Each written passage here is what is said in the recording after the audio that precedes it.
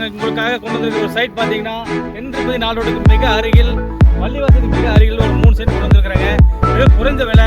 பக்கத்தில் எல்லாம் பார்த்தீங்கன்னா நிறைய சைட்டுங்க அவைலபிளாக இருக்குது. வேணுங்கிறத வாங்கிக்கலாம். பக்கத்தில் காலேஜ் இருக்குதுங்க, கவர்மெண்ட் காலேஜ், கோயில் இருக்குது, சாய்பாபா